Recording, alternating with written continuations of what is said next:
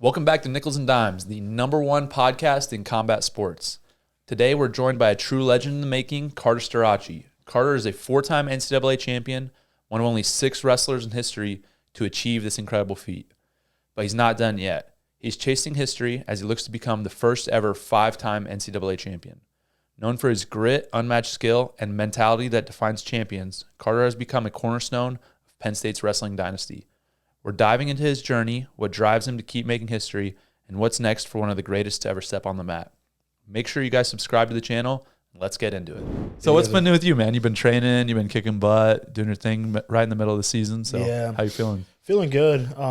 Just, every year you always take in just a lot of new tactics and things like that. And for me, just a big change was I think going up a weight class.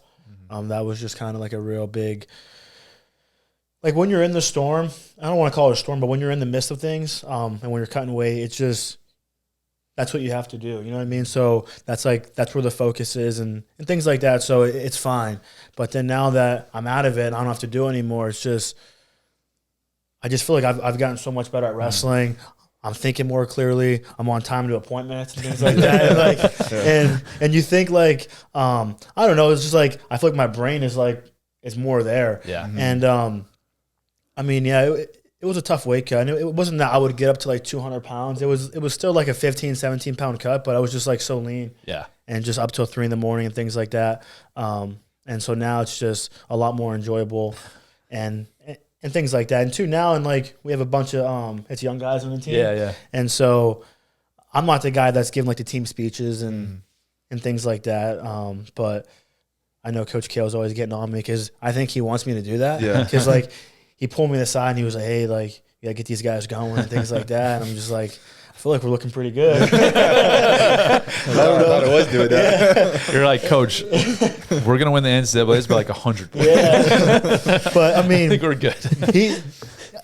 I don't know if he's stressed or what, because every time we're wrestling, I always kind of peek at him just to see what he's thinking about, and I don't know if he's just never pleased or what, but I'm just always trying to see what he wants because he gives so much to us, and so I kind of want to give back what he wants, and I don't know, I thought about giving a few talks and things like that, but I'm just thinking I don't know. I just feel like the guys are in a good spot. Yeah. I feel like we should keep it going. Well, you're the old head on the team now. Yeah, I wouldn't call it the old head. I would just but we still have Greg, so it's nice. Yeah, that's true. He came in when I came in and stuff that's like good. that. And and we still have all you guys in the room and stuff like that. Too. So we're the old heads. I feel old, bro. Yeah. It's weird, man. I'm coming in and I'm I didn't feel like this for a long time, but it was this. I think something about this year with the guys coming in, I'm damn, you're 10 years younger than me. That's crazy. It goes by quick, don't it? Quick, man. It's quick. And with Nolf leaving, we're the last two. Yeah, really. Walk in the room, dang, where's everybody? What do you guys think about what goes through your guys' head? Or are you guys more so just on a mission on what you guys got to do? No, for me, I really enjoy spending time helping the guys and stuff, and I think that it's a balance because I'm still competing and I still want to achieve my goals. So I can't I'm going out of my way, but I can't really go out of my way the way that the coaches are going out of their way, right? You see Cael and Casey and Cody and they're just so selfless, right? Yeah. It's I'm not really in a position to do that, but when I get an opportunity to help the guys, I really like it. I really enjoy it, and I feel it's funny because my mindset in wrestling, in the practices and stuff like that, was all right, I'm gonna go in and I'm gonna just get a good workout and help these guys out, and it's all good. I don't really need to be that competitive. And lately, I don't know why, but I've been I need to freaking start turning it up a little bit more on these guys. Not just just because I still feel competitive. I'm I can't go in and spend an hour and a half and just coast through. It's I should, because the training's still great, right? Even if I am just kind of going through, I'm I feel I don't want to just smash the young guys up and hold them on their back for an hour, but I'm not to that point yet where you can just let them score. I can do that. I'm not to the point yet where I'm all right, it's cool. We'll let it go. So I mean, I try to. It's hard. It's a Yeah. balance. It's like I don't know exactly the right answer, but I definitely love just being in there. Yeah. It's like it's a really special place, man. Like it's cool. I feel like I've definitely improved a ton in the striking and the MMA and stuff, but keeping that consistent has been really big as well for me and stuff. Yeah, it's fun though. What about you, Tone? Yeah, I still really enjoy being around like the whole culture. Like that's the biggest thing for me. It's like that's why I came to Penn State, was to be around people that I want to become more like, and that never changed now with like your squad and people coming up.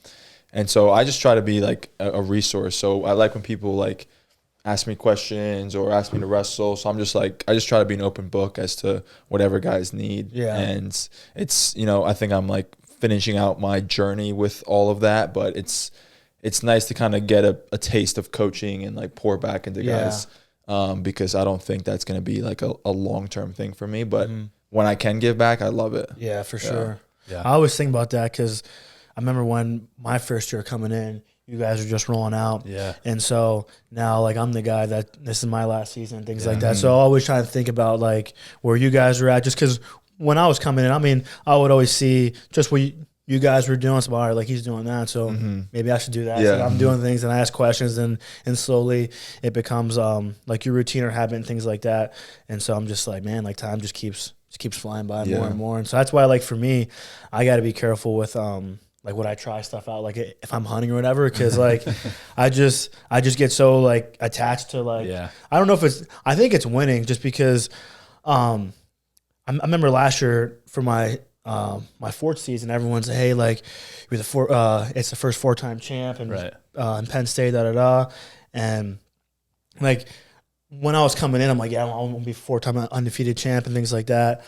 But just as I went through my career, honestly, like it's not even about winning NCAAs or I don't even think like those like individual awards, things like that. Like for me, I just love winning, and and it's not even winning because like even a lot of the matches that I win, like I'm still very angry. Like I want to dominate guys. Yeah. And that was like a big reason why I chose to come back this year, just because after last year's NCAA tournament, obviously with the injury and things like that, and I won. Everyone's like, man, like I can't believe you did that with the hurt knee and things like that. It was crazy. And everyone just kept saying that. And like every time someone said it, like it made me more mad.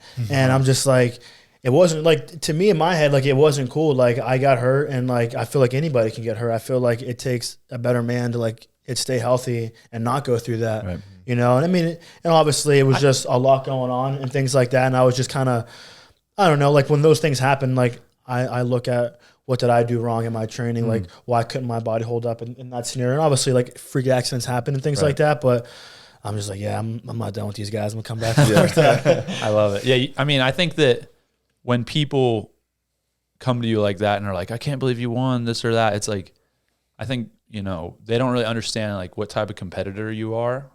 For us, like being around you, like we see that day in, day out. So I wasn't surprised at all. But people on the outside, they don't necessarily see that competitive nature, and they'll have a hard time understanding that. But like when most people would consider what happened to you like season-ending injury, like, but they don't look at competition, at wrestling, or at life in the same way you do. And I feel like that's what makes you great, man. Like just that competitiveness and that drive and that love for competing, and it's super fun to watch. How do you feel like the pressure, or you talked a little bit about the reason why you came back, but talk to me about the pressure of like becoming a 5-time national champion and having that opportunity. And do you feel that at all? Is it like something that you feel a little bit and you love, you're excited about, or is it kind of like, wow, like this is a lot, or like just talk about that a little bit?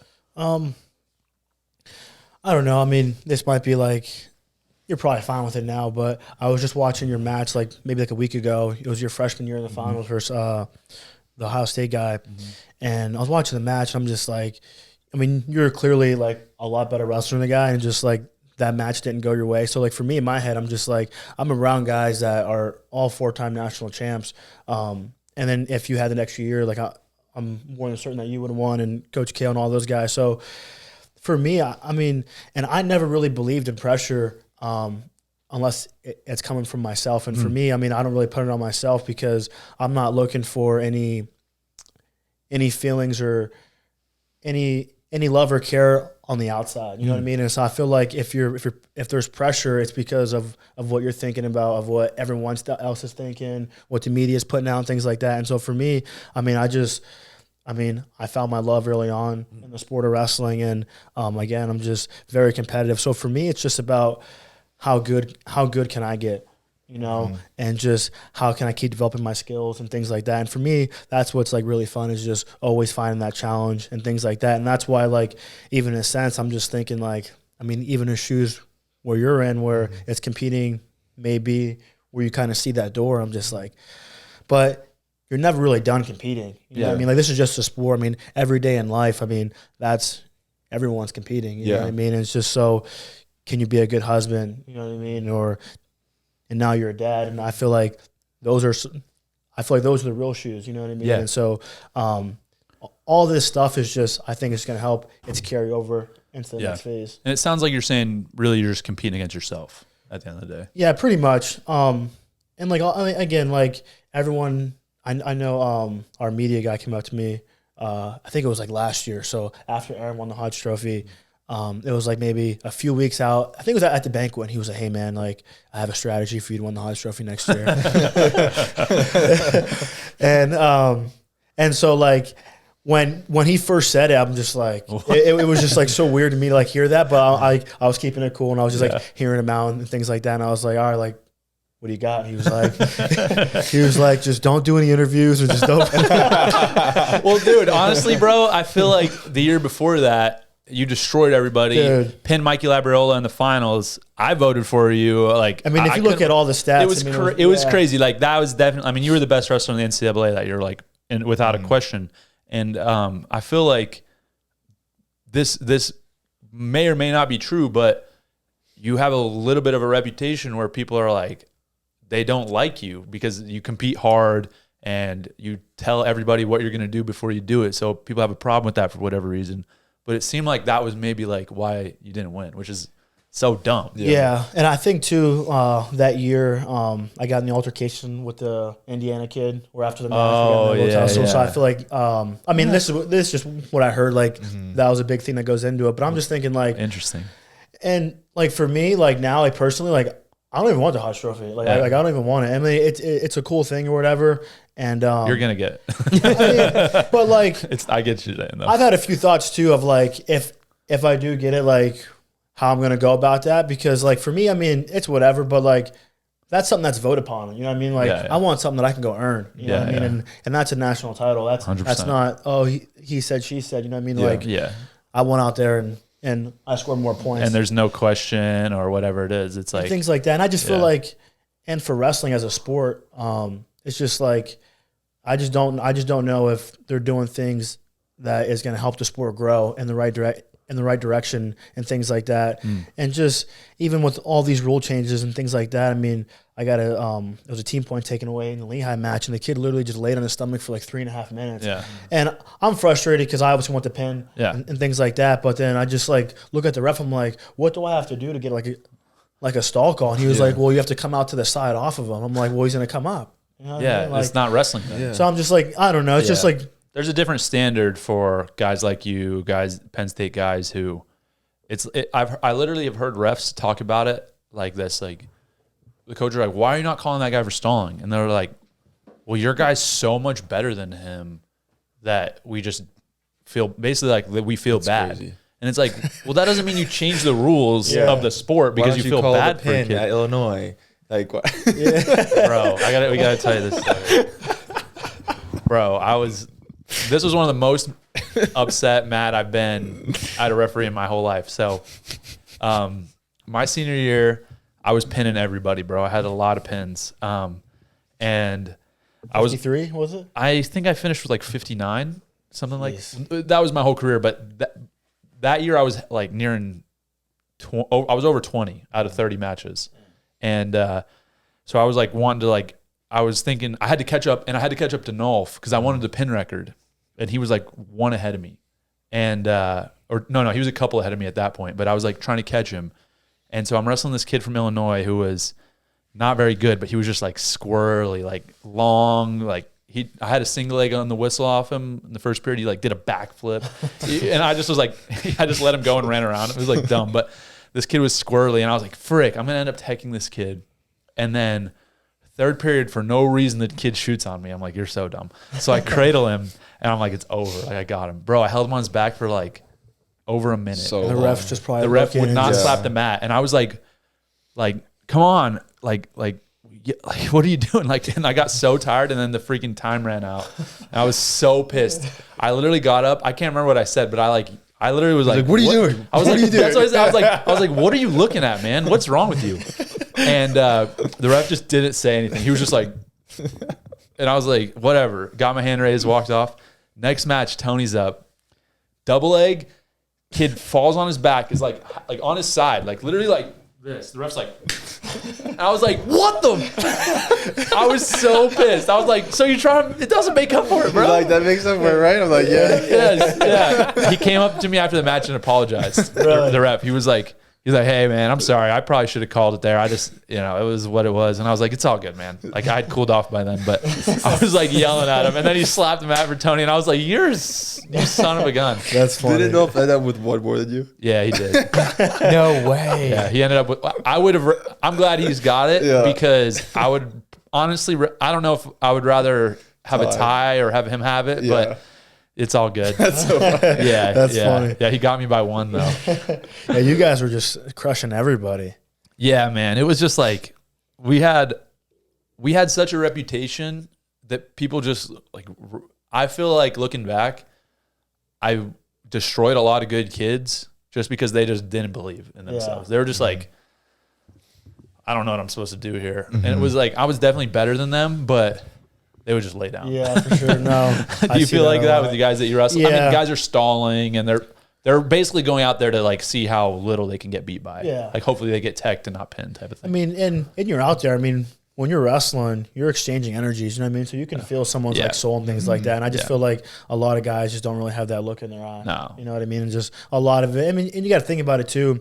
I don't know the exact stat, but I think from high school to college, it's like a 1% like it's kids that go on to college. Yep. And so like I'm guessing there's probably even a less number that's going to the next level with it's for wrestling sure. or whatever. So Right. just understanding that most of these guys are already probably it's thinking about where they're gonna get a job and they're already focused on school and things like that. And like for me, like in my head, I remember you told a speech at practice, like you used to think about, like, I'm at Penn State, I'm at the best place, like that's why I should win, and not to think like that.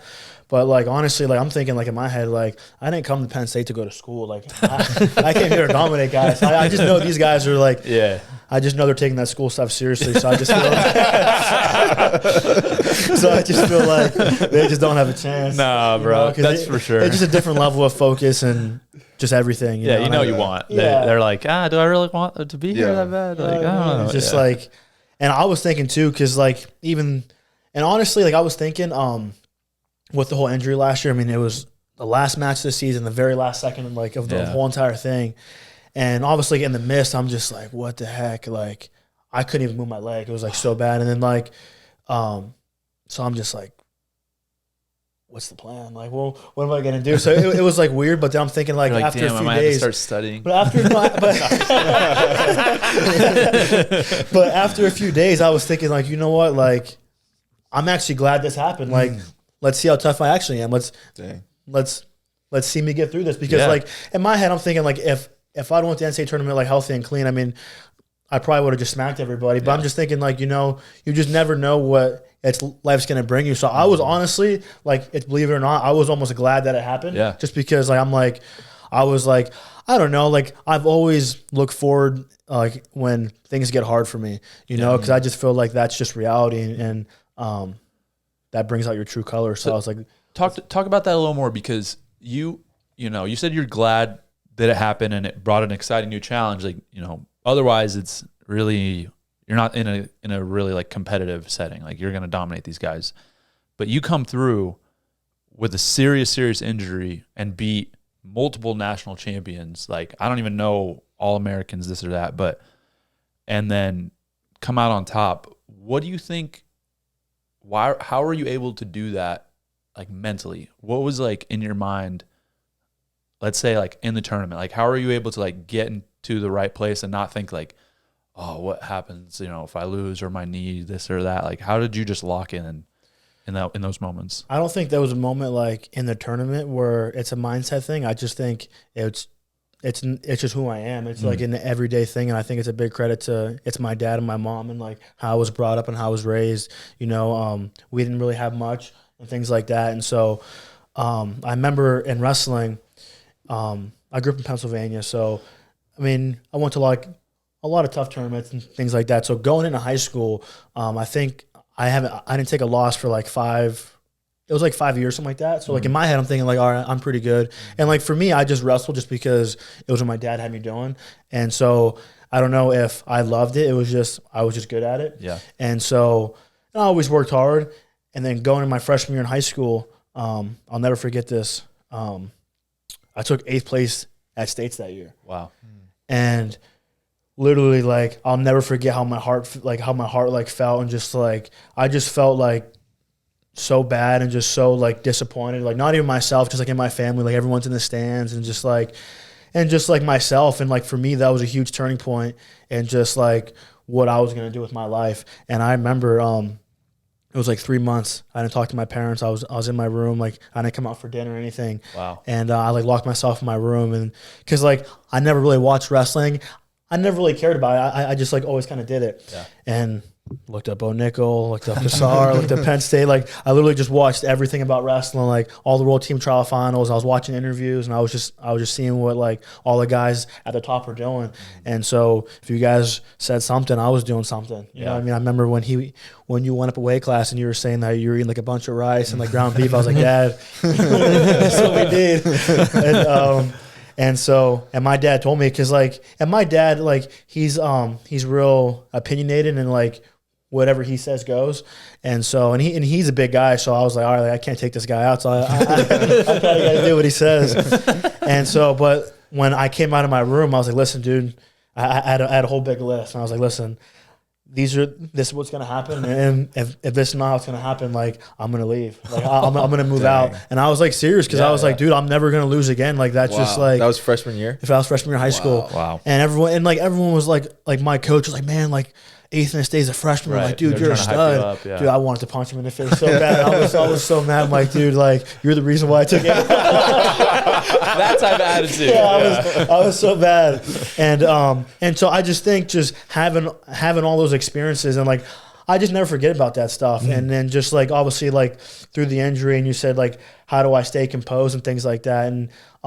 And when I talk to a lot of people, when they ask me this question, like they're like, hey man, like when I give them the answer, they're like, it's just like wrestling. But for me, it's like, it's not just wrestling. Like I was willing to like have my whole leg taken off out there. Like I treat it as like I'm going to war, like I'm battling. So if someone wants to grab that leg and freaking take it home, like that's fine, but I'm gonna win this match. You know, and that's just kind of how I approach it. I mean, that's kind of how I approach, like, it's my everyday.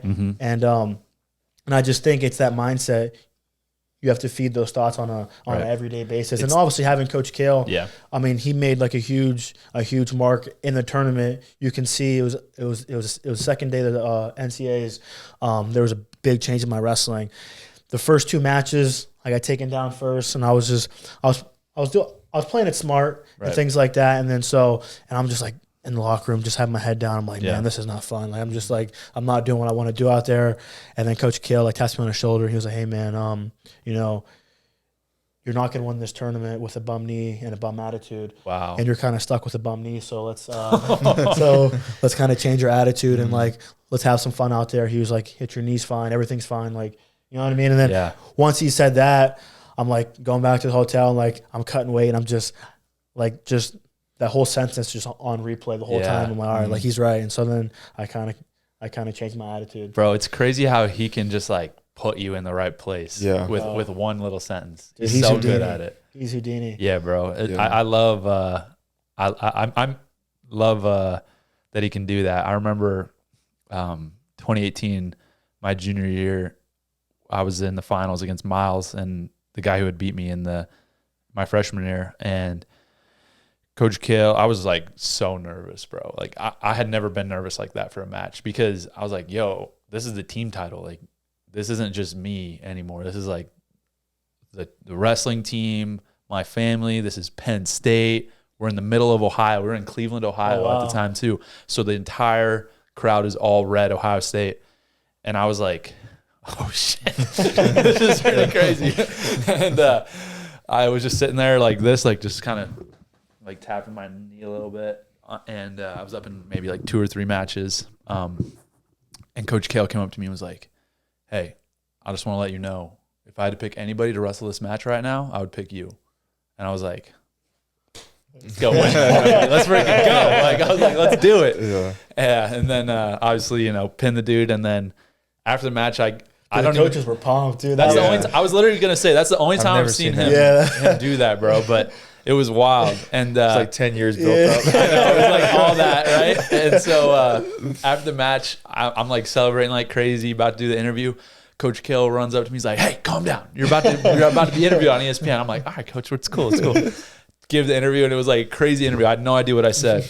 Next day, I just get it. That was when you dropped the it was that speech. That's what we do. Yeah. I was like, I violated a lot of people, but it was just due, you know, because those guys were talking crazy, bro. Ohio State was like freaking Snyder. These dudes talking like they're about to smack us. Like, nah, bro, not happening. But I didn't know what I said. I was just like in that moment, and it just kept going, and like got with the crew after, just so hyped. And the next day, we're on the bus driving back, and I just get a text. He's like, best interview ever from Coach Cael. And I was like, what? What'd I say? Go back and look at it. And I went off. And I was like, that's not like him. You know, normally he'd be like, shut up. Like, I remember I pinned a kid from Iowa, and the crowd was going, they were going nuts before the match.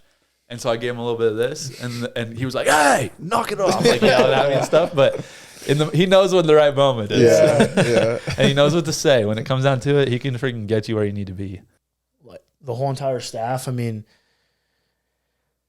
I know they said like not to use the word perfect, but I mean, I feel like those guys might have that almost, you know what I mean? It's just like even outside of wrestling too, you know what I mean? I just feel like I just always hear all their voices in my head, just like, and you get to watch them like it's live their life too, and just it's being a better person and things like that. And I'm just like, geez, like these dudes kind of like really got it figured out. And so like I realized like last summer I was doing a lot of MMA training. And because I was still healing up my knee, so I was doing like just a lot of stand up, and I'm like, dang, like it's being at Penn State, it's like a huge blessing, but it's also like the biggest curse because I'm just like anywhere I go now, it's just like the place sucks. I don't like it. For sure. You know what I mean, bro? Why do you think I'm still here? Like, it's like bad because like, and I feel like I don't know. I just feel like they just know how to coach like everyone like individually because everyone's like different and everyone needs like it's different things. Even if it's not something that they think, they just do a good job at just understanding like the person. And I just like go like it's somewhere else. I'm just like I just don't like it. And I'm just like freak, man. Like, no, for sure. That was my a big part of my decision making process coming into MMA because it was all right. Do I move to California? Do I move to Florida? I'm scoping out these gyms, seeing how it goes, and I'm like, bro, I got to be in state college. So like, this is crazy, you know. And it's good to be down in different places. Like I'd spent 8 weeks in Florida for my last camp and stuff, but there's something about being in here, as Tony mentioned, like just being around in that environment of people that are always just continuously trying to improve themselves and be better, and not just be better, but like the standard is the best. It's not. All right, we want to be good. It's like we're going to be the best in the world at what we do. And just being around that is such a positive, uplifting feeling. Like even for my last fight, the last 2 weeks I was in state college. I'm not even really training. I'm just kind of tapering down. But I was at every wrestling practice. Just because I just love that vibe, the energy, the feel. And I've never been another place that has that. Like maybe there are other places like that, but I've been a lot of places and I haven't seen it, so that's why I'm still here. Seriously. I mean, it's every day on my gratitude journal. Always, that's always up there because I'm just like, you know, I mean, and I don't know if you guys kind of dealt with that when you guys were getting recruited. Just like every other school, they were like, we're just saying all this baloney stuff, like, oh, we'll give you this, and just like all this stuff that But the only school that was like, hey, like, you know what I mean? Like, this is what it is. It's not like out of the rules or anything. It was Penn State. Yep. And like for me, I didn't grow up with like much. So I'm like in the back of my head, I'm like thinking about it. So then and then I was having a hard time. And then my dad was like, why do you get up every morning? And I was like, I want to be the best in the world. And he was like, well, just only based on that. Mm-hmm. And I was like, for some reason at that moment it clicked, and I called Coach Cael immediately. Great, yeah. And then I was like, I like teared up a little bit because I'm like, dang, like maybe I made the wrong decision. You know what I mean? Like, but then I'm just like, yeah, like thank God that like I'm here. I had the exact same experience. You know, it was like every other school is like they're, you know, snake oil salesmen, like telling you this or that and crazy stuff. And, you know, the coaches are at Penn State are like, hey, so like you like wrestling? Yeah. Like, you know, just trying to get to know you, very genuine. And I remember Oklahoma State, that was like the closest big school near me since I went to high school in Texas. And everybody was like, dude, you got to go to Oklahoma State, like blah, blah, blah. They're awesome, this or that, and winning this program. And I got there and met with some guys, and they were like, what weight do you want to go? I was like, I don't know. Like I weigh like 175 right now, but I mean, I might end up at 197, which I ended up in. And they were like, well, it doesn't matter. You'll be the starter at whatever weight. And I was like, you got Alex Derringer. He's a 3-time national champion or 2-time national champion at this weight. What if I want to go this weight? So they're just going to move him around. Or this guy, like, you're not going to make me wrestle off this guy. Like, they had all Americans at like every weight, which I wasn't like worried about that. Just but I was like, so you're telling me like, I just got the spot? Yeah. Like, this dude's not even going to, like, that doesn't seem, it seems like you're just lying. Yeah. Like, that just doesn't seem true. But then the coaches obviously are like, again, very genuine. Bro, the coolest moment for me when I knew I made the right decision was my official visit, the fall of 2013, I think it would have been. I came for a football game and like the weekend, and we got up Saturday morning and drove over to the lacrosse. So the lacrosse stadium used to just be a big hill. Like there was no stadium. It was just a hill. And so we got there. Everybody ran from rec over there. And I was like, I saw the coaches like ran. And I was like, dang, that's crazy. And then they did this crazy hill workout. Buddy carries, bear crawls, backwards bear crawls up this hill, sprints. And every coach did the whole workout. And I was like, damn. That's wild. Yeah. Like they literally are in there in the trenches, like grinding. Like it was Saturday morning at 7 a.m. and they're doing backwards bear crawls up a hill. Like they don't need to be doing that. Like, and I was like, this is the right place. Yeah. Like if they're willing to do that, then I trust them. That's crazy. Yeah. It was fun. I wouldn't do that. I remember one time it was after the World Team Trials. Me and McKnight, I was begging him to go get some food, and it was late. I mean, we probably left at like close to midnight, and then we were kind of messing around. So like we got back like close to like 1:30, like maybe 2 a.m. And so we're just sitting in the its parking lot, just kind of it's BSing. And Coach Cael and Coach Varner, they get out of their van and they have like these brown bags, and they're just laughing. And I turned to Mark and I was like, "You've been around these dudes for like X amount of years." Yeah. I was like, "What do you think they're talking about right now?" And like he like stopped and he like thought about it for a little bit and he was like, "Probably wrestling." I said, dude, literally I was like, dude, I said, it's Saturday night. It's like 2 a.m. They have brown bags, whatever those brown bags. He was like, dude, I'm serious. Like, dude, those dudes love wrestling. Like, that's all they talk about, thinking about. I can't believe you lost that match. Wrestling or dodgeball. Yeah. You mentioned gratitude journal. What are some of the things, without revealing your secrets, like mentally, spiritually, emotionally, that you do that you think like sets you apart? Because obviously you work harder than probably anybody, but outside of that, there's a lot that goes into it. So what kind of sets you apart? I do just a lot of gratitude. I do like a lot of visualization, a lot of meditation, and for me, I grew up Catholic, and so I always had like a good upbringing, and my mom was always on me about that stuff and always praying before we ate and things like that. And so as I got to like Penn State, there's like, we have guys that are Muslim on the team, Coach Cael's Mormon. So you just have like more backgrounds and things like that. And so I just kept learning, and even Bo, he hosted a Bible study and stuff like that. So you're always learning. And so I kind of just found that, just kind of having that relationship with God, almost just like as you're talking to a friend, you know. And for me, I don't feel like I feel like when I pray, like I usually don't like ask for things. I'll usually just it's tell God like, hey, like just it's keep me focused, it's keep my mind pure and my soul clean, just so, because like as you venture off in life, I mean, things can take you in certain places, and so I just want to be the guy that's always centered and things like that. And a big one for me was I kind of told God, I was like, hey, like when you're communicating back to me, can you please make sure that all the signs are loud and clear? And so it's sometimes like when I say that, I'm just like something huge happens, I'm like, maybe I should say it. But like, I didn't mean that clear. But and for me, I have like a real it's big curiosity about the mind. So like I'm always learning about the mind and like how it works and how to control it. And I was watching this TED Talk one time, and this guy was like doing an experiment, and there was like this huge net that would catch him or whatever, and like they just like took him on this huge tower, and they would drop him down, and they studied like his mind and all the variables into it, and so pretty much like he was talking about how instead of like that time being like so quick and like you're just so tight and you can't breathe and you're just so scared and like your body is like it's not even turned on.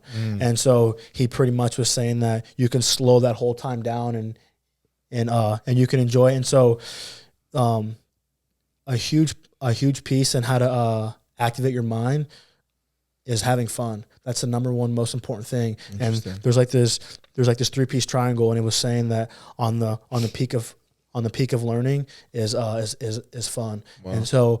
And they were saying that whatever you're doing, just like always have fun with things. And so for me, I always try and take those bits and pieces, things that I learn, and I try and apply it with it's my faith and my mindset training, just always making things fun. Yeah. And because at the end of the day, we really only do things because we choose to do things. You know what I mean? Like I don't feel like we're forced to do anything, you know? Yeah. And that's just like a blessing we have being United States and things like that, you know? Yeah. That's so cool for fun being like such a pivotal part of Penn State. Yeah. And to hear like the science behind it. Have fun. That's gotta be, they gotta know part of that as well. Yeah, for sure. Yeah. Cause it just like lowers that guard in your mind. Yeah. So you can access like your whole brain. For sure. Yeah. And for me, and like, I like enjoy doing that stuff, you know? And I remember the coaches were telling me like, hey man, just like, it's kind of relaxed. Like you don't got to do so much or whatever. And I'm just thinking in my head, like, I don't know. I just always like enjoyed that stuff, you know? And so it was always challenging for me because I'm like, what do you want me to do? Just go home and like just watch TV and just chill? Yeah. And they're almost like, yeah. You know what I mean? But I think they understand that it's that piece of having fun and things like that. That makes way more sense now. Like I always see you train, I'm like, bro, you got to relax. Yeah. But that's for you, what you enjoy. It's not like it takes some of the enjoyment out of it when you're not doing it the way you want to do it. And for me, like I think about it too, like at some point in time, I'm going to be under those lights, you know what I mean? And so like, what's more fun? Me going home and like eating and relaxing and watching TV, or like me on Saturday night smashing some dude's face in and getting the win? Like that's more fun to me. So I kind of prepare for those moments and things like that. But a lot of my training too, like I know I'm always doing a lot, but it's not like I'm not really beating my body up. You know what I mean? I'm always like, it's working technique or just like, it's something small, a lot of breath work. Intensity. Yeah. Like low intensity and things like that. Because if your knees messed up, I mean, you have your hands, your shoulders, like it's your vision, like you have a lot that you can work on, you know? So, I just kind of take that into my training. Yeah, definitely. Yeah. Talk a little bit about something that Tony and I never had to deal with. Ronan didn't have to deal with this. Oh yeah. NIL. Yeah, I was curious about that. NIL is a massive, obviously, part of let us get college some. athletics now. Share some of that, bro. Yeah, I mean, at first, so I had my one buddy. So most of my friends, when I came into college, they like weren't on the wrestling team. They were kind of like outside the wrestling team. I mean, I would go out and these guys are just having a blast. I'm just, these dudes are legit or whatever.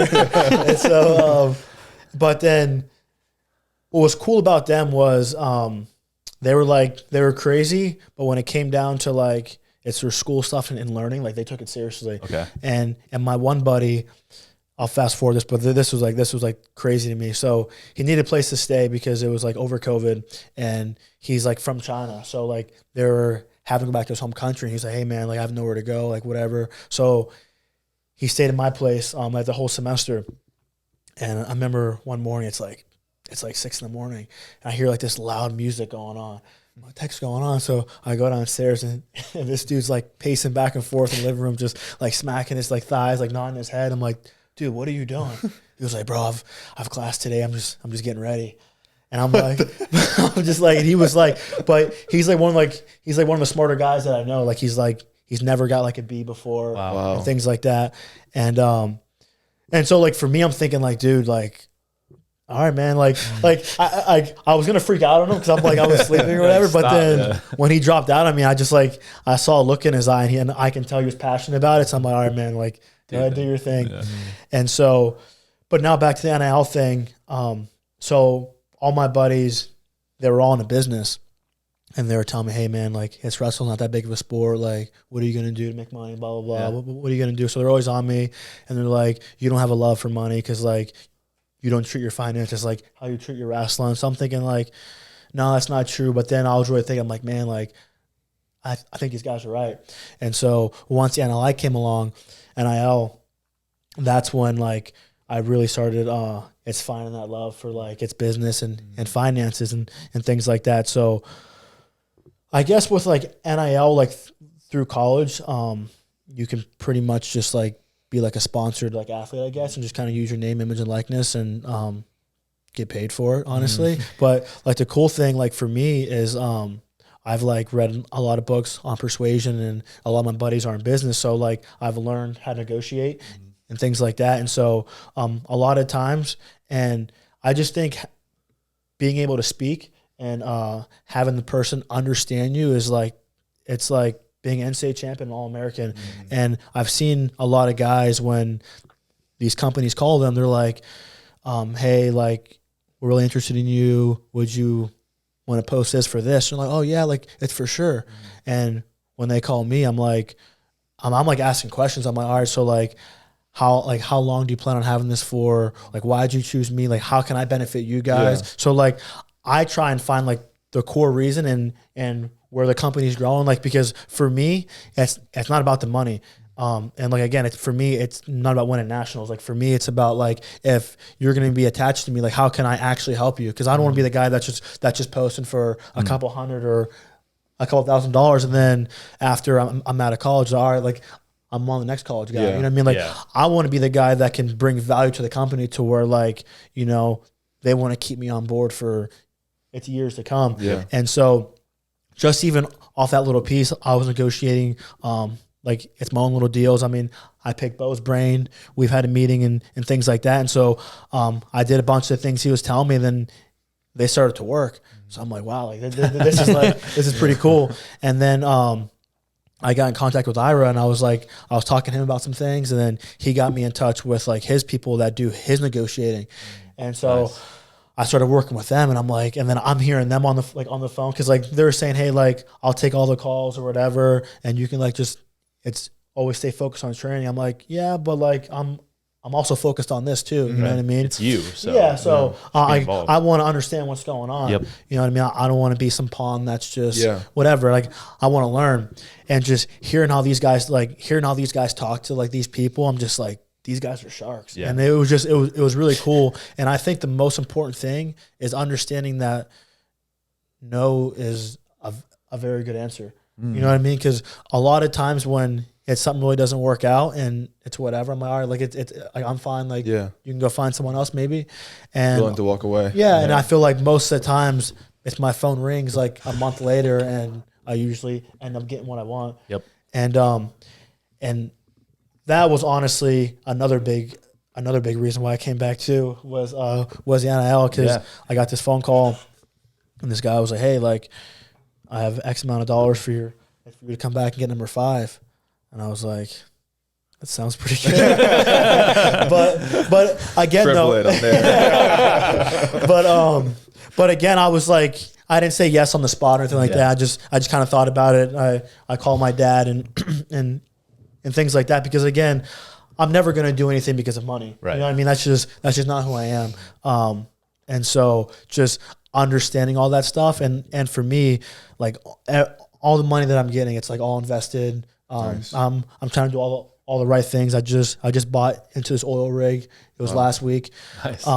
And so, I mean, that stuff's exciting, but it's also scary too, because it's new and like I'm still learning. And so an opportunity was presented to me like 4 or 5 months ago, and I got into where I can invest in this hotel, and like I would be an owner in the hotel. And I was all for it until they said how much they wanted, and then I was just like, and these guys, like, I know and I trust and things like that, but I'm just like, I don't know, like maybe I'll just hold on to this one. You know what I mean? I'll pass.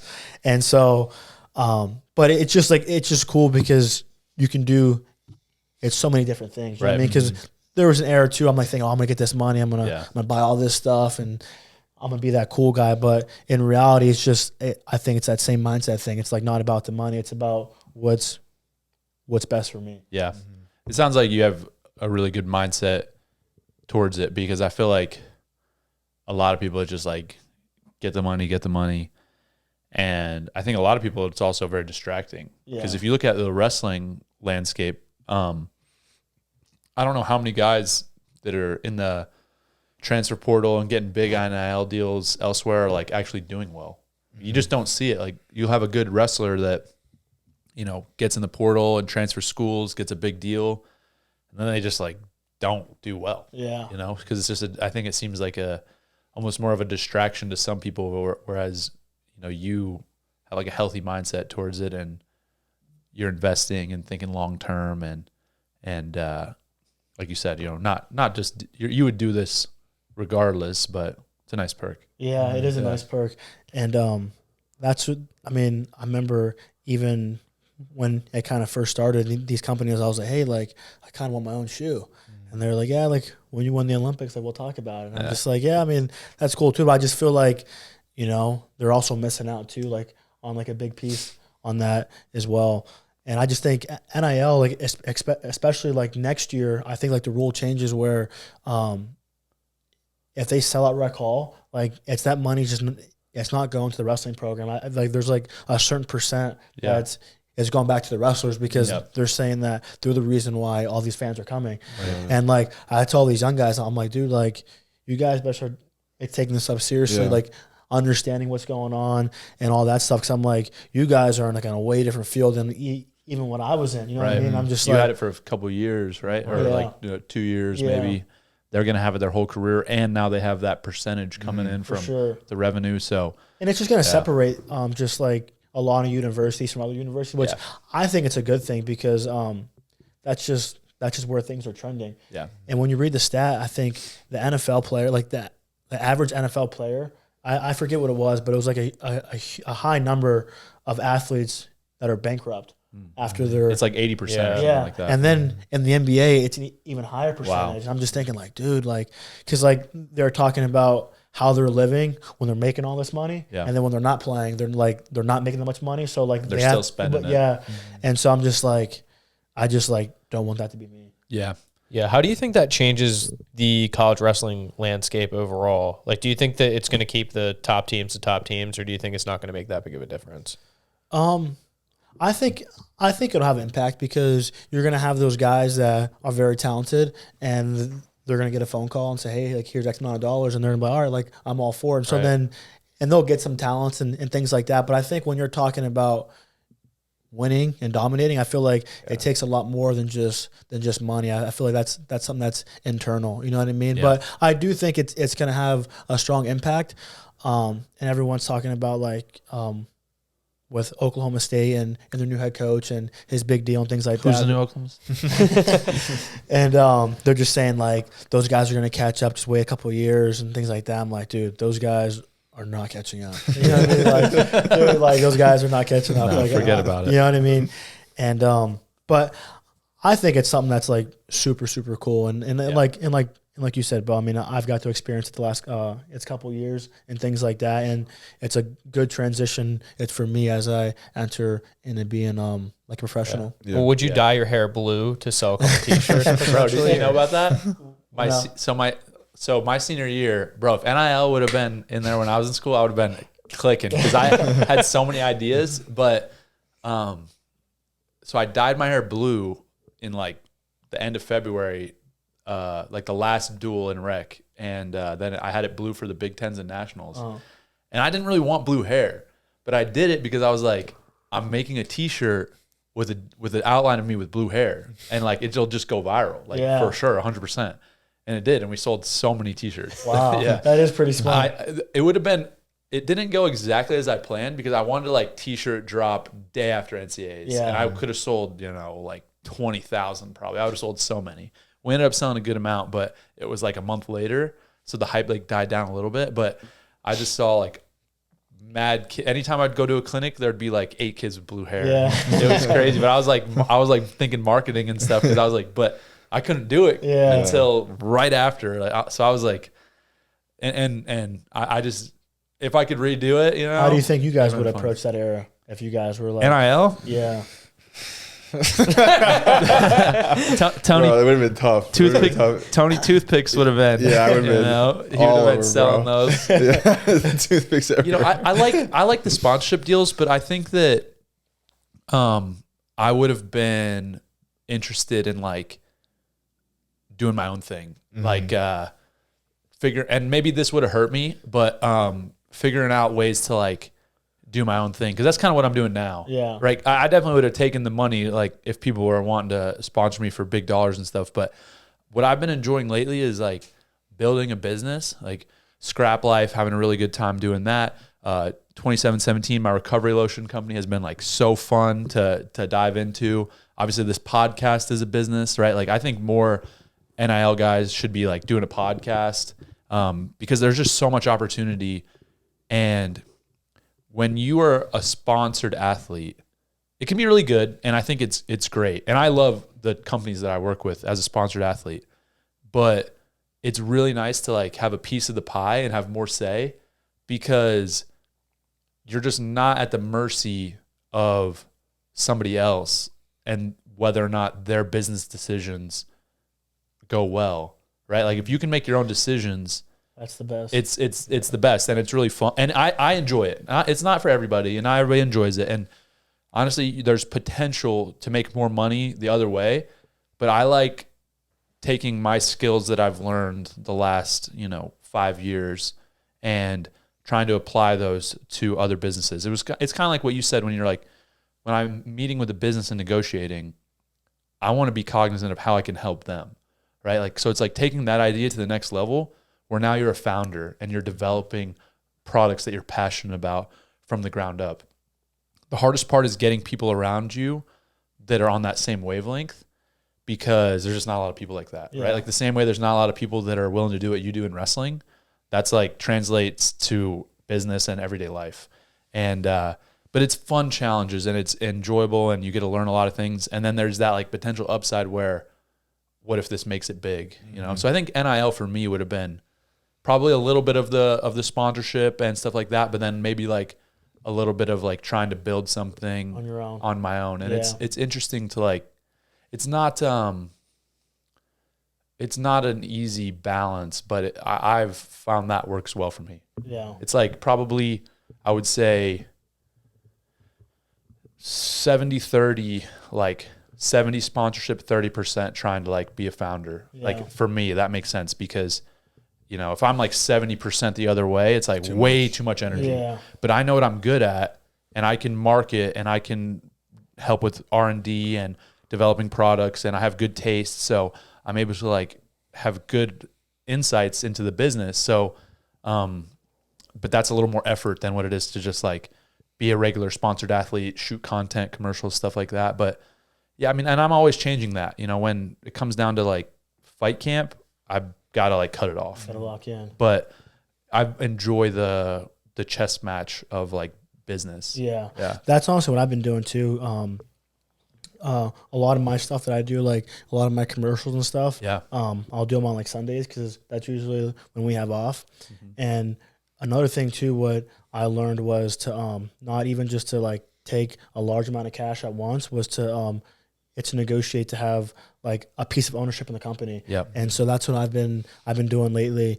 And so That's great. Yeah. Long-term play. Yeah. Long Yeah. term. Well, I like that. I like that you also said like you're investing in businesses and stuff like that, because you can be a passive investor and it can make its money and do well. But you can also be an investor in a business and promote that same business, right? Like even you just talking about the oil company you invested in, like that's so cool. Like we're going to be on the show and people are going to be like, oh, what's that? Like that's interesting. And like look into it. So it's like you're not only an investor, but you're also, you know, creating content and you have the opportunity to like promote that in a really cool way. So that's like definitely, I think, the next step for guys who are interested in making the most of the NIL. And as I said, like you're already doing it with investing in businesses and stuff and negotiating equity and stuff like that. But it's just a balance, right? Like it can't take away from the main goal. Yeah. But there's a lot of opportunity. I think, you know, back to the podcast thing, like there should be more guys doing podcasts they're NIL athletes. Like it would, you guys are in a nice situation. It's not like you have to do that, but I just think it's a big there's a lot of opportunity there. Yeah. Do you remember Destroying? He was a kicker for, I think it was UFC, and it was before NIL. This is crazy. You maybe not know. This was like 10 years ago. So he's a kicker for this.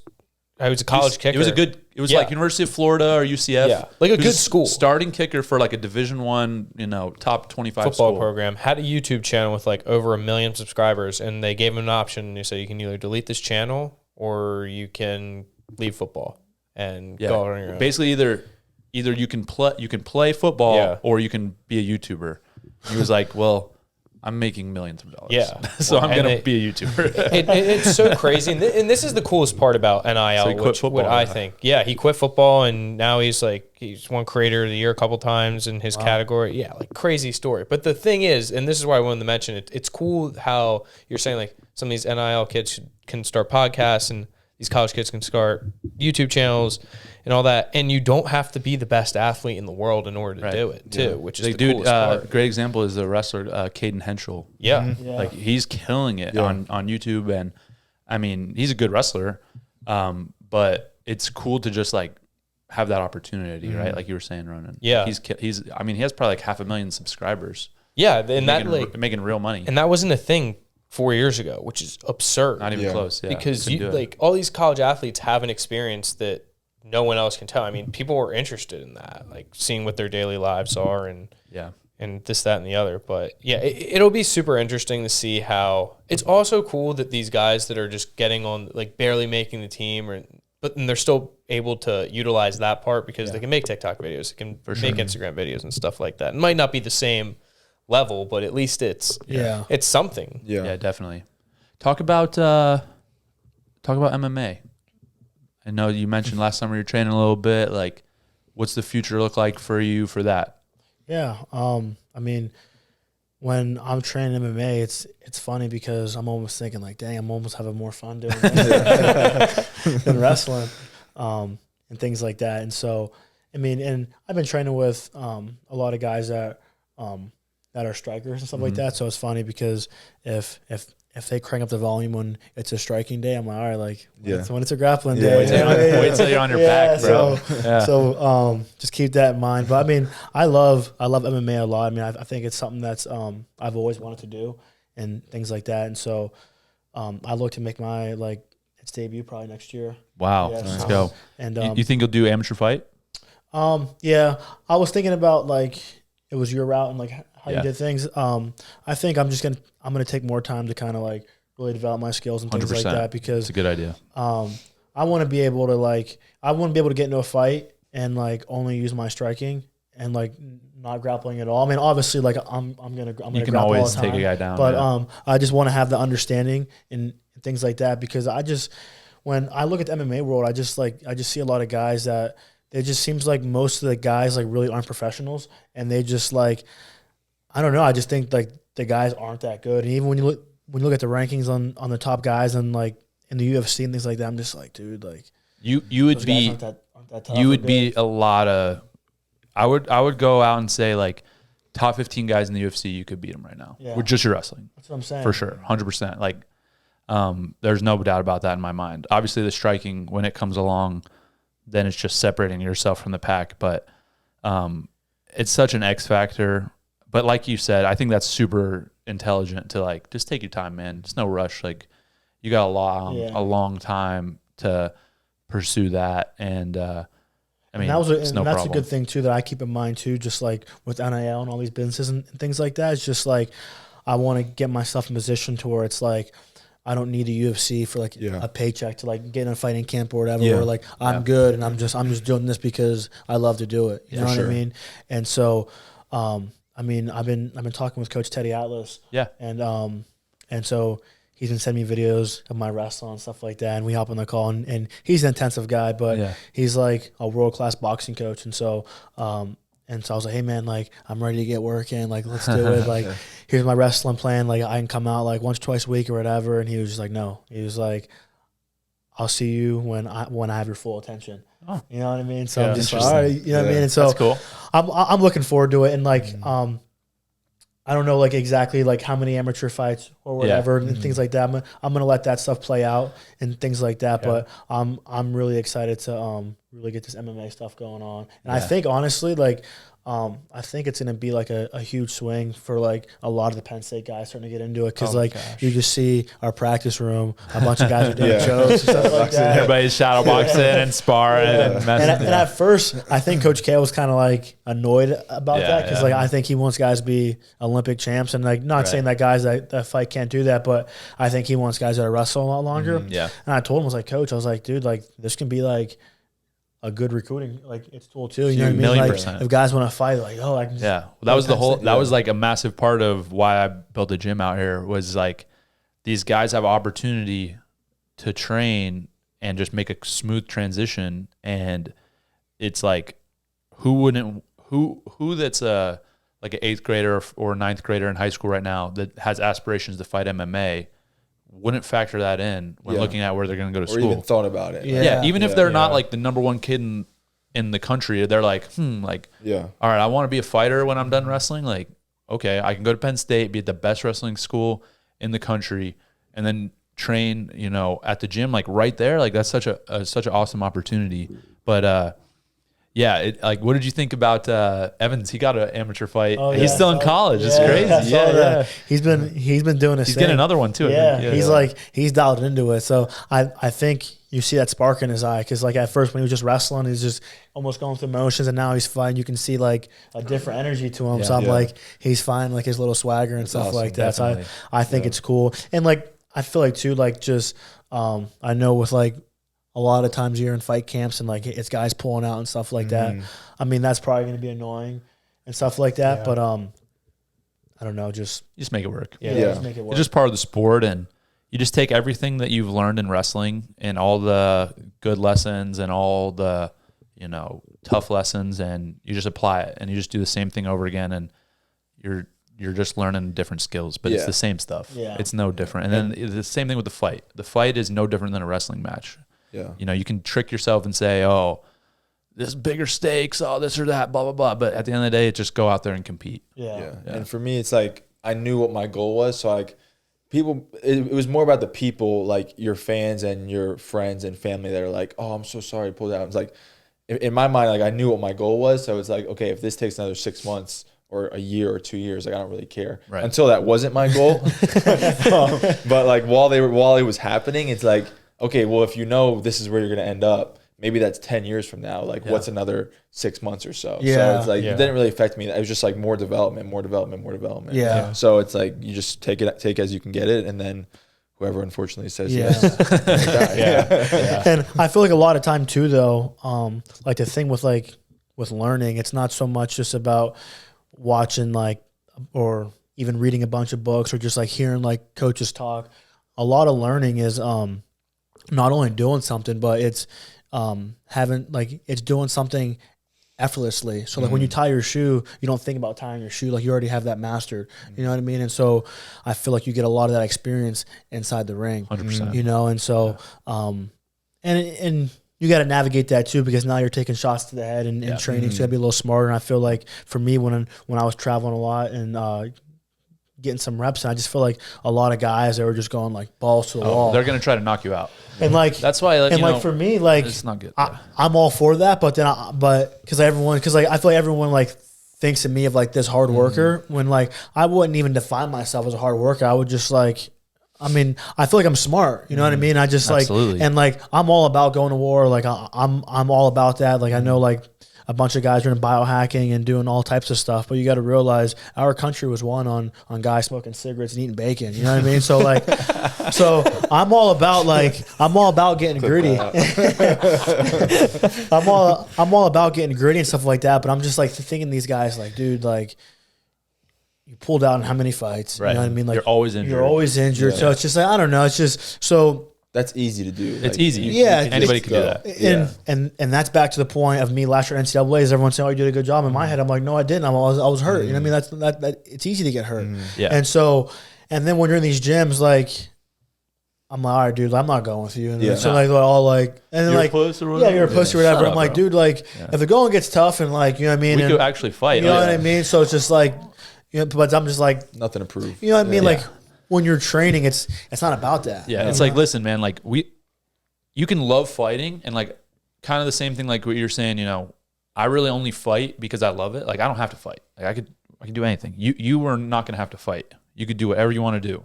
And so I'm not fighting for a check like most of the other guys. But I love this crap.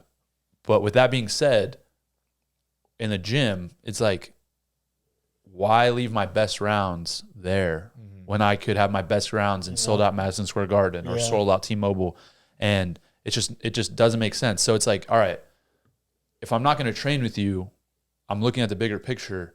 But also when it comes down to it, like if you really want to get crazy, like we could just fight bare knuckle like right here. Like this is like, it's like we can get to that point if we need to.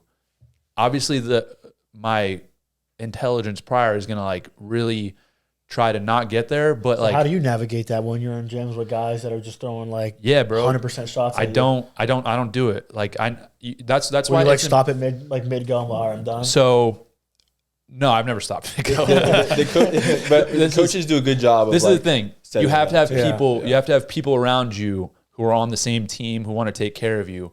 If you roll up to whatever gym, like I'll roll up. If I roll up to a gym that I don't know anybody at, if a guy, let's say I know one guy at, if a random dude asks me to spar, it's no. You're not worth my time, dude. Like what do I, like I get out of this? Like this is only for your ego. Yeah. And so I'm not going to spar you to try to whatever. So hopefully you might land. Dude, you know how many a lucky times I've shot. heard? You know how many times I've heard like Bo this, Bo that, like in the gym or whatever. I'm just thinking in my head like, dude, like Bo would literally like he would strangle you in minutes. You know what I mean? Yo, I have a funny story. And so like I just feel like if you get caught up in like it's sparring one of those guys, all they're gonna do is go back to their hometown and just you know it's what I stupid. mean? So here's the thing with sparring. It's not the we're gonna go 100% and spar that's the problem. It's the we're gonna go light and then all of a sudden spinning back fist elbow wheel kick. Like that's the thing. It's like we're either gonna like we need to be on the same page because like guys that I'm boys with, like we can bang it out, but I don't want to be like light sparring, like moving around, and then all of a sudden get head kicked. Yeah, like that's what people do because it's not fair. They don't want to like they want to come in there and be like we'll go light, and then full on head kick, like then 100%. Sorry. When it's like, bro, you wound we up. could and just kicked me in the head. like we can literally just go 100%. Like you can sit, and that's fine. I think there's times when it's good to do that, but it's like let's just be on the same page. Guys try to like sneak it in. Yeah. They'll be like not wearing knee pads and then throw like a flying knee at your face, and it's like, come on, dude. Like what are we doing here? Like we can just fight actually if you want to fight, but like let's be on the same page. That's the problem. And having coaches and teammates around that are like care about you, that's why that helps so much because you're not like unsure. You know, like all right, this guy's good. We're on the same page. We're good. And there's no weird crap that goes on where like guys, I've heard so many horror stories of wrestlers rolling into the gym and just like basically getting set up where this dude just comes in and is like, I'm just trying to knock you out and you don't even know it. That's so stupid. If you're trying to knock me out and I know it, okay, let's go. But if I'm coming in and I'm thinking we're just moving and then you're trying to knock me out, like that's the problem. I did rounds with it was Johnny Eblin. He's like he's like the middleweight champion. I trained with him a bunch. Yeah, and he did like an excellent job. He's one of the best. Yeah, he did an excellent job with just like just keeping it light, like, and we were learning stuff like that. Because I mean, you can tell like as we were going, he was more advanced with his striking, and I was kind of on my heels more than I should have been, and like he wasn't just like he's just done it for a long time. You know what I mean? And like the other guys, I'm just watching these guys in the cage. I'm like, dude, these dudes like they're trying to kill each other. I'm just like, what the heck? I'm every like, week. Yeah, he was like, dude, don't go with those dudes. Yeah. I'm like, I'm not. No, Johnny's the best. Like Johnny, Roman Feraldo, I go with a lot. There's a bunch of guys down there that are like, literally world class. You know, so good, world champions, and. It's funny because it's never the best guys. Yeah. Like I said, like when I go to MMA lab, like I've sparred with Cannonier and stuff, and he's like was one of the top. He fought for the belt in the UFC, like top 5 fighter in the UFC. It's like, all right, I trust this dude. Like Bryce, like kind of vouched for him. He's like, he's good. And I'm like, all right, so we can go. But it's those dudes that really aren't that good that want to prove a point. Yeah. That just have that like ego, and but they're not really actually skilled. It's like they don't really know how, but the guys like Johnny that actually know how to fight, that are a world champion, they're not gonna like try to spinning heel kick you in the temple. They're cool, they move, they're gonna just get good rounds in and stuff like that. But it's a crazy thing, man. It's a crazy, I'm excited crazy for game. It's fun. It's gonna be fun. You're gonna go as far as you want to. So. What's like the best Penn State team ever and stuff like that. And I don't know. Who do you think? What a transition from it's tough. It's tough. I mean, might be a little recency bias going on. I mean, I've been hearing a lot of stuff that they're saying this year's Penn State team is the best, but then I'm thinking like it's kind of hard. It's kind of hard when you lose a guy like Aaron. You know what I mean? Like when I'm thinking about what team that I want to like, it's battle against other guys. Like I want Aaron strapping up. You know what I mean? So, I don't know. And then you guys had like a really good team, but I feel like you guys had some holes in your lineup. Yeah. At certain weights where when you look at our team, I mean, there's not a weight class where you're like, all right, like this should definitely be like a 10 All-American year. Yeah. Potential for to, sure. which we've never done, right? No, we've never done it. Really? Last year was the closest. I think we had 8 or 9. Wow. But yeah, I'm thinking like the team is so stacked this year. Yeah. I mean, and all the guys too. I'm trying to tell you what though, bro. Can 2015 to 2019 was some dogs, bro. Like there's some killers through. Now, through are we there. talking dual meet team or a tournament team? Well, a tournament, I don't know. In a tournament, the more well-rounded team is probably going to win.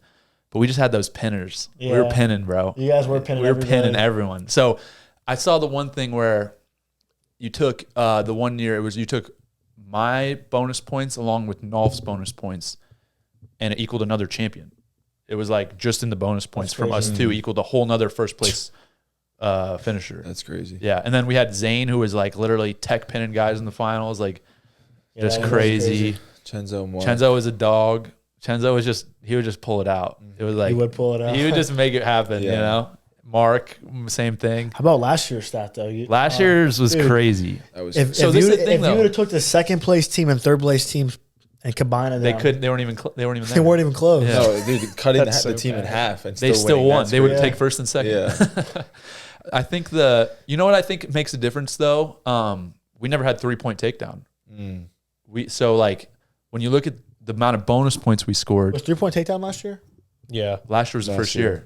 Was it? Yeah. So we were beating guys, like some of our guys would win like 15-4, 3-point takedown. That's like 35-8. And the near fall. And the near fall was different as well. There's an extra point now, Extra right? point. No, there's a so we had like a 3 or something. We had like that. 2 or 4. Now it's 2, 3, 4. So yeah. extra point there. But yeah, I would love to like just go look back at the stats of takedowns. You guys did have a lot of you guys definitely like pinned a lot and like and you guys could create a lot of points. Just the only thing is just the holes. Like we had a couple holes. And the holes were holes. Yeah, big time. It was like they were not scoring. Yeah. I think a duel, those teams back then, We were good at duels. we did not. I didn't lose a duel in Yeah. 4 years. Yeah. Really? We didn't lose a single duel. Yeah. That's Even when crazy. we were, and Nolf was hurt, we were outnumbered. We never lost. Nolf was hurt, and we still beat Ohio State's super team. Was that Bro, listen to was how- that in Rec Hall? It was Yeah. bro, crazy. That was when you beat ever. Colin Moore? Yeah. That was I was on my visit, and I was like, yeah. Were you? Yeah. That's a great visit. Yo, that's the best I was NCAA hyped wrestling duel of all time. Yo, so listen to this team that we beat, right? Nathan Tomasello at 125. At 133, they had somebody good. I'm forgetting. What year is it? Yeah. Luke Pletcher at 133. 41, Joey McKenna. 49, Keyshawn Hayes. 57, Micah Jordan. 65, they had the dude from Pittsburgh. You know what I'm talking about? Yeah. Chenzo always wrestled him. Chenzo wrestled him. He was Campbell? pretty Campbell. Campbell. Yeah. Yeah. Something Campbell. Trayshawn Campbell. Something Like that. Campbell. 74, they had Bo Jordan. 84, they had Miles. 97, they had Colin Moore. And heavyweight, they had Snyder. Yeah. That team was stacked, Yeah. bro. And we freaking smacked him in the butt. Yeah, you guys did. Yeah, we got him. That was a good duel meet. It was a They came out in the ropes and stuff. I'm Bro, like, as soon as they did that, I was like, I'm gonna freaking. I was about to run over there and smack him in the head. Yeah. I was They like, came you guys out are in such robes? punks, bro. So rec hall, obviously all blue and white, and we line up. We huddle up as a team to like do the face off. They're standing there in a single file line in 10 red robes, as red as it could get. Like Trump hat red. And they're standing with the hoods up and they're like mean mugging us. And I'm like, I was like, if we lose these guys, I'm Yeah. I was like, oh, these are kind of dope. that was the thing. It was like, it was kind of cool, but they didn't win. So it don't matter. Then the NCAA tournament was crazy. They should do some like AI duel meet. Yeah. Oh, I didn't think about yeah.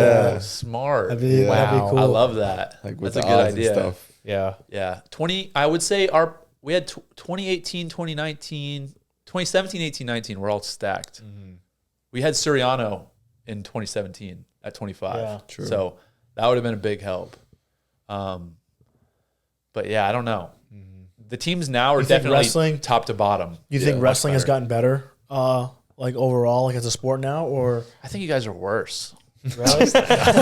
No, I think guys are better. I think technically, I think guys are better, but I think physically, like just in terms of heart and like Yeah. just whatever, like effort, I feel like it's worse. Like I feel like it's easier to be good in today's time because Yeah. guys just like They don't want to wrestle. I don't know if it's just like how everything is just like it's programmed nowadays and everything's quick, and I just feel like if things don't happen quick for a match, like if you just make it hard for a guy for like a minute and a half, like they just fold. You know what I mean? I just feel like we're back then, like Guys would wrestle guys harder. fought a little Yeah. bit. And the other thing is we were getting 35 matches a year. Yeah. I know you were trying to get her in an open tournament Yeah. to get some more matches, but most guys are not like that. No. Most guys are wanting to get, a dozen matches if they can. But yeah, we were wrestling 35 and that was like pretty standard. I think one season for you guys was 3 of my seasons. Yeah. Well, because like my first season was COVID, so I had like 11 matches. But Yeah.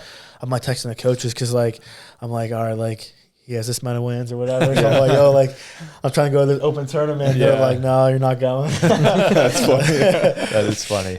Yeah. I think so. There was a couple really interesting phases in wrestling that really changed the sport. So the first one was maybe like 2000. It was like 2009, 10, 11, right in there. People started doing funk rolls, and it was like not a thing at all. I feel like wrestling like was all of a sudden so much better. It was like before that Scrambles. there was no scrambles. Yeah. It was like like Ben Askren was like the best scrambler in the world. I remember that. And nobody scrambled. And then all of a sudden, the dude from Illinois, 125er, Jesse Delgado, He was nasty at it. nasty. He just started flipping, Bro, Sean Garrett would blast double him, and he would like 10 feet. Yeah. he would and do he'd it in end the up- middle of in the air. Yeah. It was so good. And so that changed the game because then everybody was doing funk rolls. It was like funk roll, funk roll, funk roll. And now that like everybody is going away from it because you got the danger rule. And Yeah. so people at first I feel like the danger rule took a little bit to get used to because people would still just fight it out. But now people basically like get in the scramble and just sit and like get the guy on their back. Yeah. And it's like, I'm eventually going to get the takedown.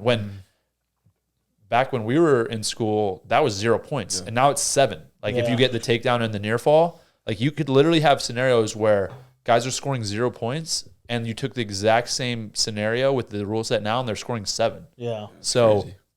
yeah, I feel like that was a huge shift in the sport, because there was like almost 10 years there where it was so hard to get a takedown. It was like impossible. I do remember that. Like guys were on their back for like a minute and a half. Bro, like There's no point. Yeah. Perfect example of that is like Yanni Diakomahalis.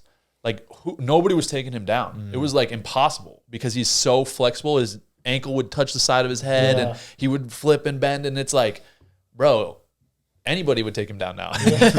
In college, not anybody, but it was like there was guys like that where it was like, bro, you're not taking that dude down. Like, good luck. Yeah. You know, Jaden Ironman was like that. There was a couple guys where it was just like, have fun. Yeah. You know? Yeah. And now it's like it's just different. It's just a different game.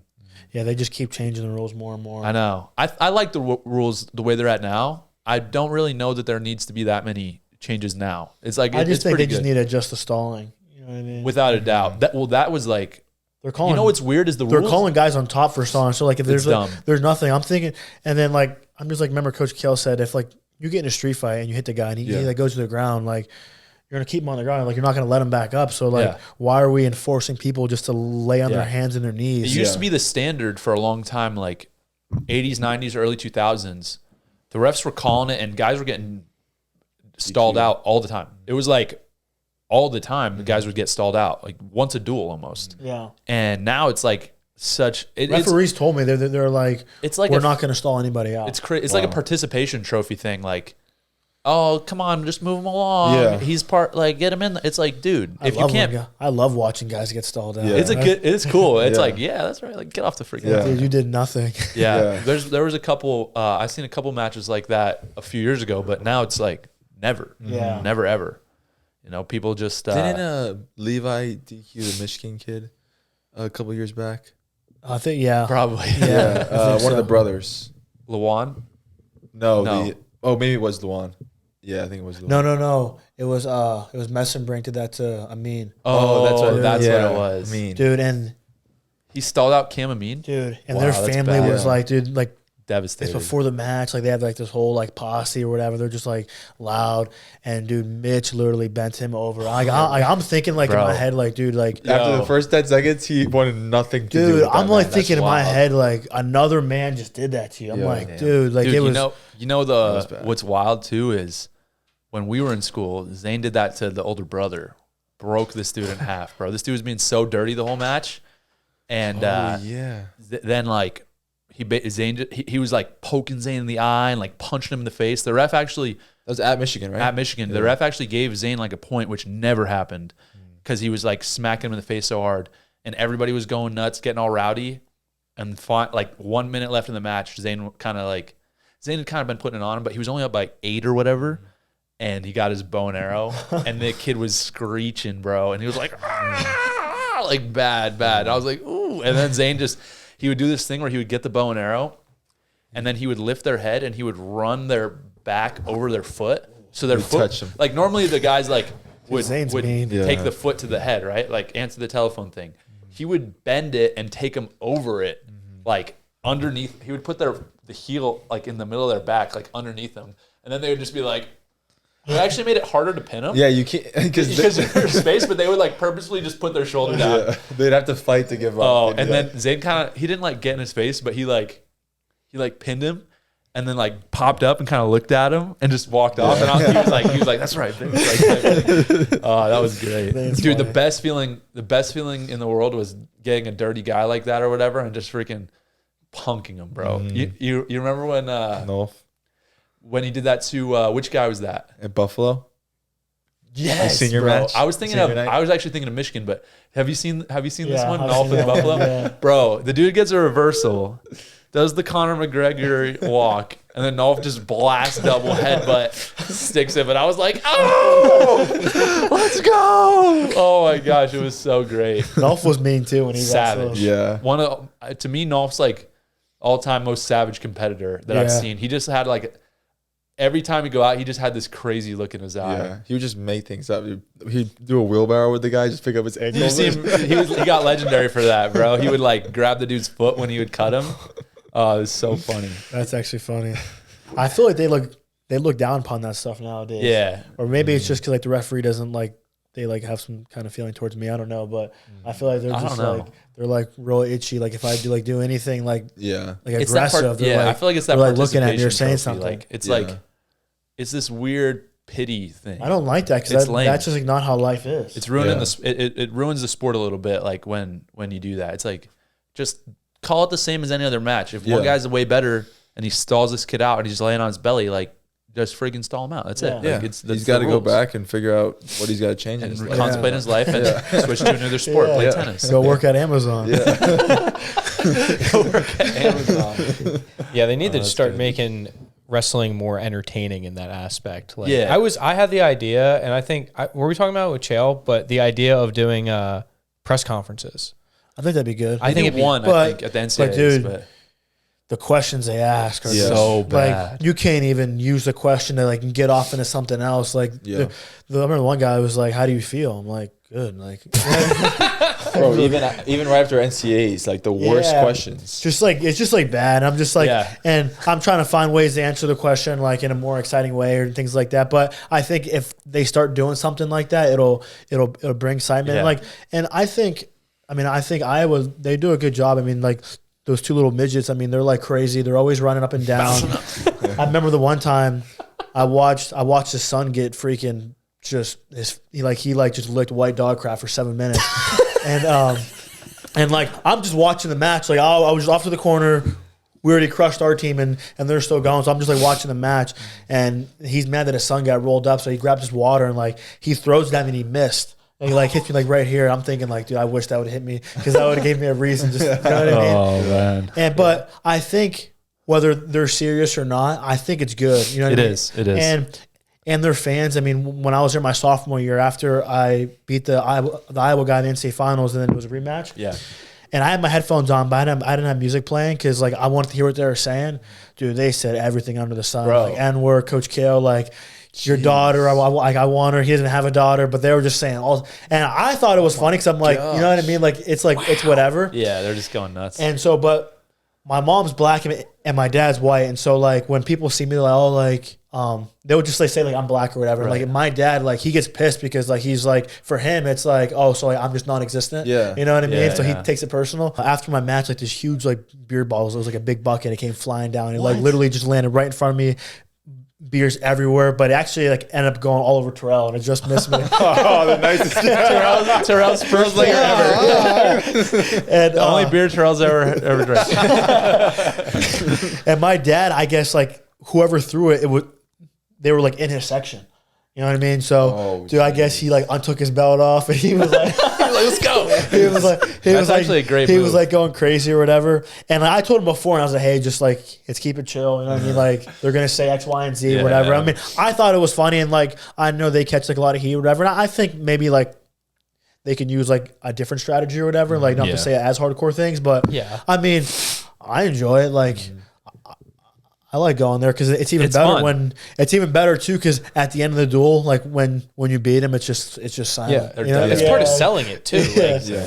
there's got to be more. No. Yeah, the wrestling world's Back got to and lighten forth. up with that stuff, dude. Like, Yeah. I had my own like swagger, and also like Gable did too. I used to like watching Gable. Like sure. even when we were competing, I was like, this dude's mad entertaining. Like, Yeah. he had a couple things, and like the wrestling world went off on him. Yeah, they don't like that stuff. Throughout like every single time, I'm like, dude, So just dumb. let the personality come out. Like, Yeah. that's You part of can't. the You don't have sport. to be a robot. Yeah, Dude, I remember it was at Big Tens. It was Greg. He was like, "Yo, can you take pictures for me on the podium stand?" I was like, "Yeah." So I'm like, I'm taking pictures. I'm lining it up, whatever. And then like it's like the guy at Big Ten's like, "All right, guys, you guys can go." And Gabe was like, "Hey, wait! I want all y'all to know if y'all thought how I came this weekend with something." He was just like saying something, and the part that was like fascinating me was all 8 dudes sat there and listened to his speech. And we're just all looking at him like this. Bro. I said, Greg, bro, take your phone, bro. I'm out of here. Bro, Yo, I would have bro, said something I'll like be honest, crazy. dude. Yeah, I swear, like, even if a dude was talking crazy like that to our as good as Gable to our is, team, as like, good as Gable is, nah. I think Greg can beat him.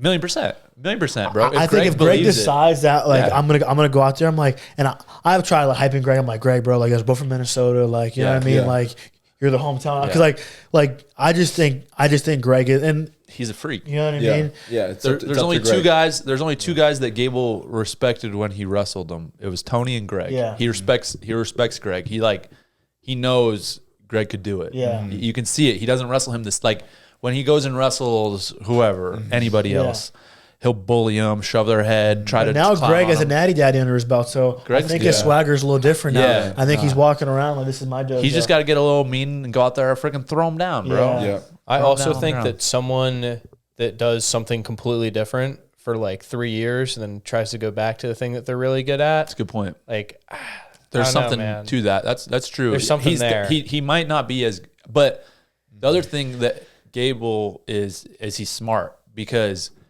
that dude acted like he wasn't training at all for. he was training. He Yeah, was he was training training. every day, Yeah, bro. he He was was in shape. Like he was so low key about it though. Nobody knew, and then all of a sudden, oh, Gable's back, blah blah blah.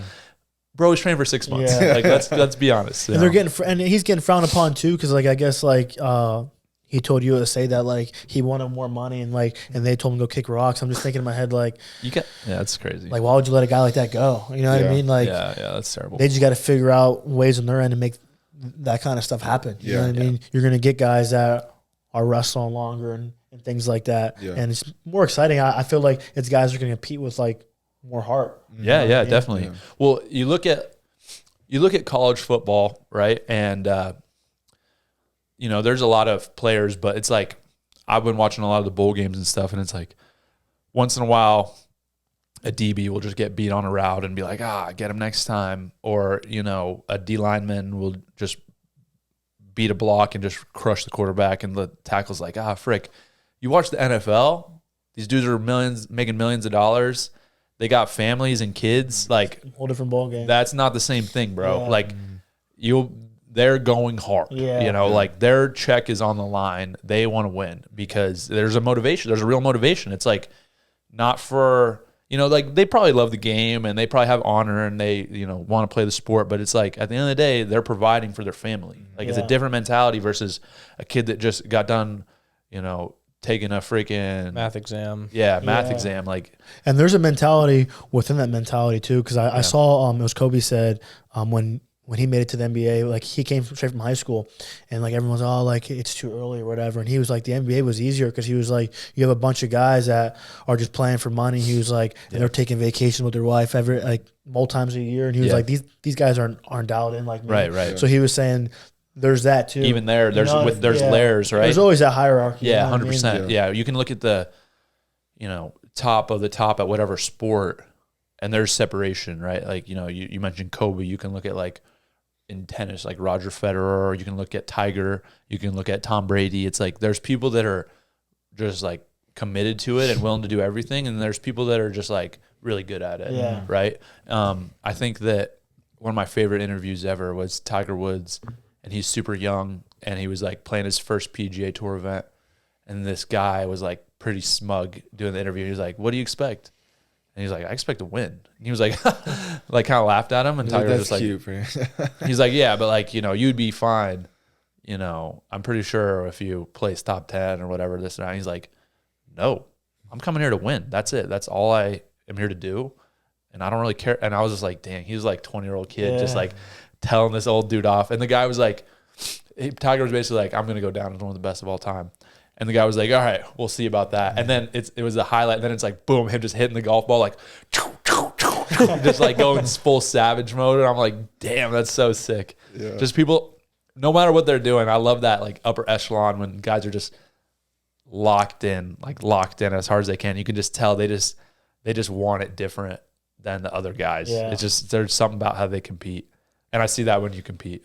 Yeah. So thanks for coming on, bro. Sure, Yeah. thanks for having Appreciate me, you, bro. It was great. Appreciate it. Thanks, You're the man. Best Keep wishes to doing you. your thing, keep inspiring us, and appreciate you. I will for Absolutely. sure. Yeah. Thank you. Go get number 5.